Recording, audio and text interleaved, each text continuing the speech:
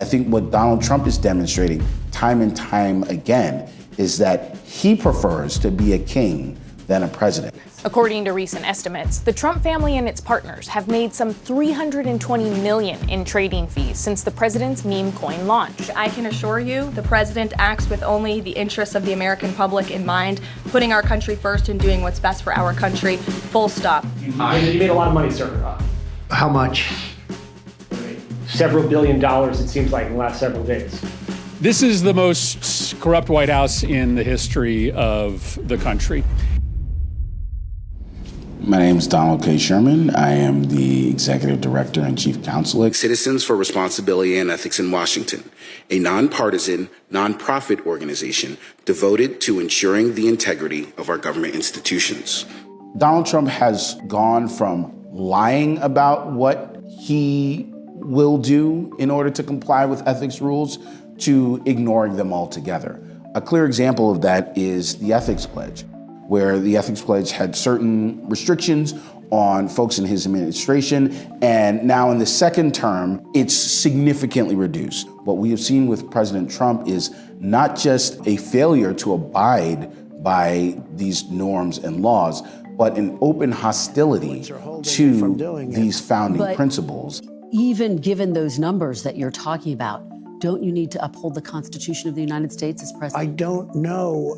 I have to respond by saying Donald Trump's corruption is costing you, me, your neighbors, your children, both money and safety.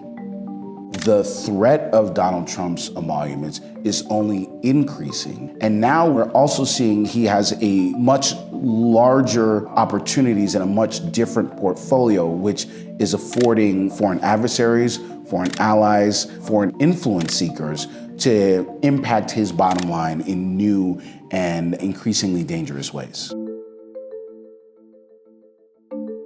So the emoluments clauses are parts of the Constitution that were particularly concerned with presidential conflicts of interest and making sure that as we moved from monarchy to a presidency, that our presidents were accountable to the American public as opposed to accountable to foreign leaders, and that they treated each state among the colonies or among the new country equally. So there's two emoluments clauses in the Constitution. One is foreign emoluments clause and one is the domestic emoluments clause.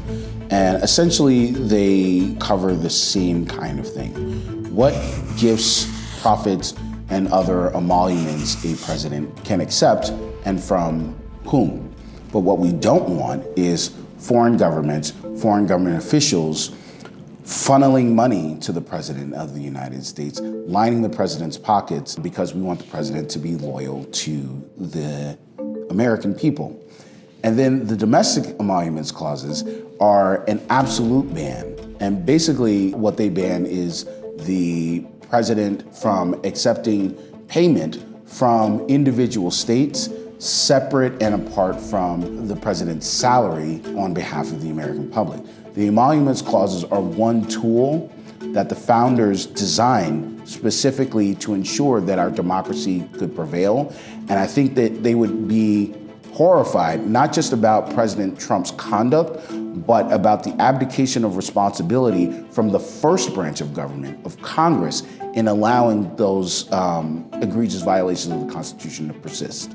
I don't think you people with this phony emoluments clause, and by the way, again, these folks made an explicit choice to reject a king in favor of a president. President Trump's corruption makes clear that there is no ideology to many of his policies, and that his guiding principle is what is in his best financial and personal interest. I'm in favor of crypto. Let me just ask you, what do you say to those who argue that when they hear that, they worry you're profiting from the presidency? I'm not profiting from anything. all I'm doing is, I started this long before the election. I want crypto. I think crypto is important. If that is the case, then the American public can never be sure about what actions he will take.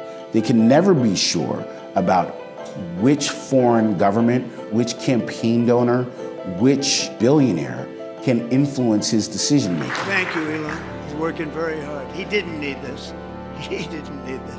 But certainly what it confirms is that the American public's interests are secondary to those interests.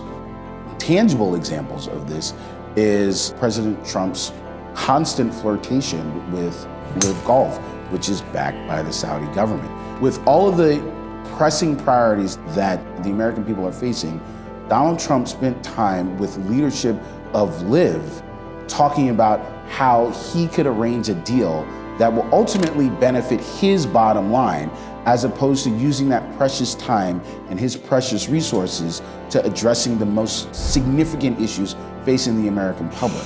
That is exactly the kind of threat that the founders were concerned about, and why we have the emoluments clauses in the Constitution. We have seen him make decisions, whether it's on tariffs, which influence people's jobs, which influences our economy, being influenced by his portfolio, being influenced by who is spending money at his properties, who is funneling money into his personal finances. And so those are issues that impact not just Constitution nerds, those are issues that impact everyday people who are concerned about the cost of living for them and their families. But also from a national security perspective, you have, again, allies and adversaries who are seeking to gain influence with this president through his financial entanglements, which is exactly what the Foreign Emoluments Clause of the Constitution was meant to prevent. That was exactly the concern of our founders, going so far as to enshrine those provisions in our founding document. The president's meetings in Qatar come just days after saying he would accept a major gift from the country, a new luxury jet to replace Air Force One.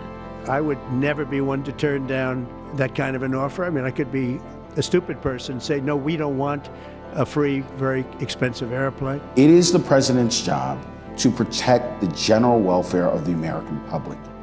But time and time again, what we are seeing is that Donald Trump is taking steps to protect his financial interests and those of his billionaire campaign donors. That's not what our founders envisioned for our country.